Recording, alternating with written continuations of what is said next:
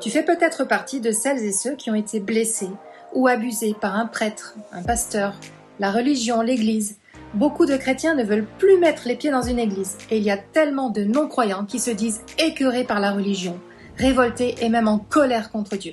Si autant d'hommes et de femmes se détournent de la foi, c'est, entre autres choses, à cause des nombreux scandales qui ont éclaté dans les églises, celui des abus sexuels et de la pédophilie par exemple, mais aussi des scandales financiers, toutes sortes de dérives, des abus de confiance, des abus émotionnels, des abus psychologiques et des abus spirituels. Bienvenue dans la série Prenons 5 minutes. Tu peux télécharger gratuitement des extraits de mes livres sur solangerabi.com. Tu peux également t'abonner à ma chaîne YouTube et liker les vidéos.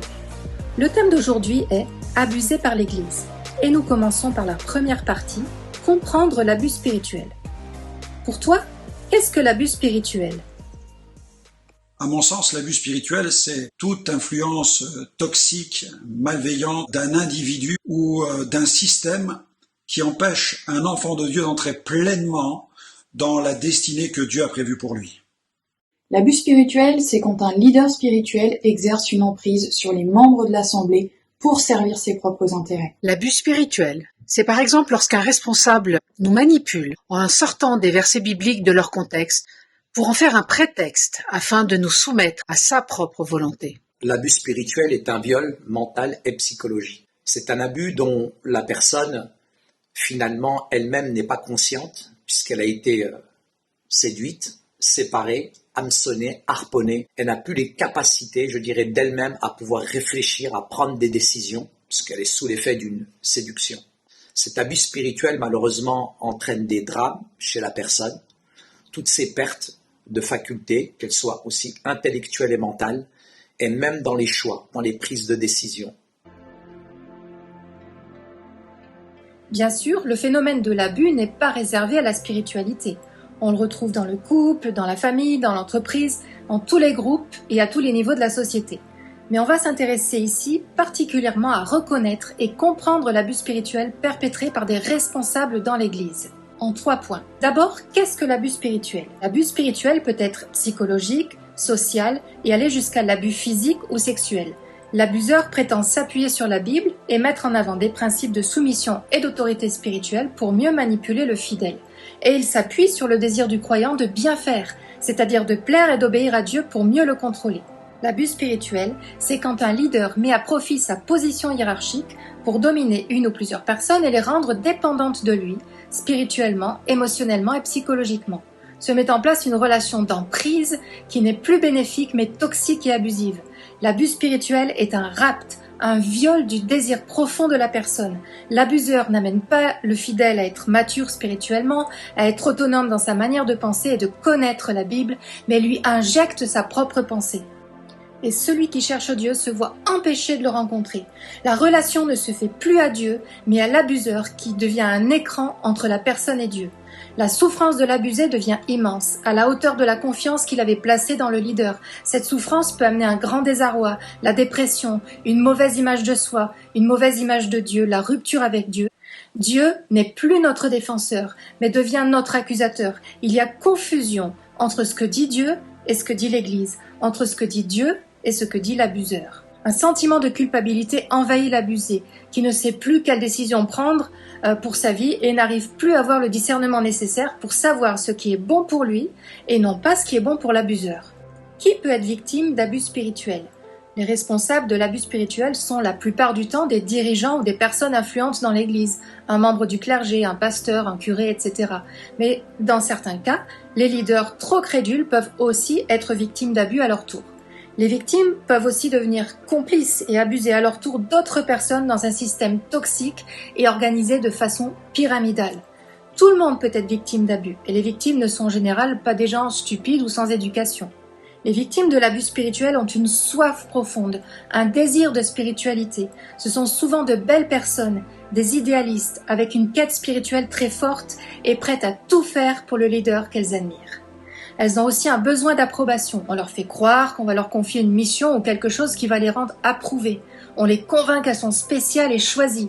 L'abuseur laisse entendre que le lien qui l'unit avec la victime est unique, de grande qualité et que jamais il n'avait ressenti ça. Les victimes ont un besoin de structure. et on leur présente un monde en noir et blanc, sans nuance. Les victimes d'abus spirituels ont un besoin affectif. Elles ont besoin de sécurité et le fait que le responsable, le leader leur offre du temps, des conseils ou son attention les rassure.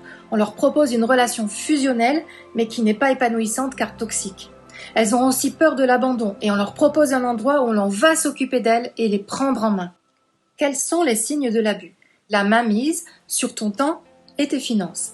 Comprends bien, les principes de générosité et de don sont bons et sont des principes chrétiens. Mais ils ne doivent jamais devenir une obligation. Et tu ne dois pas non plus te retrouver dépouillé ou dans la misère pour enrichir un leader ou une organisation. Les demandes de l'abuseur sont toujours déraisonnables et alimentent un système perverti où l'on profite des personnes. L'interdiction de toute contestation, ton point de vue ne compte pas. Bien sûr qu'il y a des principes de soumission, conducteurs spirituels, à condition qu'eux-mêmes soient soumis à ce que Dieu dit, c'est-à-dire à ce qui est juste. Tu dois toujours vérifier si ce qu'on t'enseigne est juste et biblique. Être croyant, ce n'est pas être crédule, et tu n'as pas à accepter ce qui vient du leader si c'est contraire à ce que Dieu dit. Le découragement ou l'interdiction même d'avoir des relations avec d'autres chrétiens, des chrétiens d'autres églises.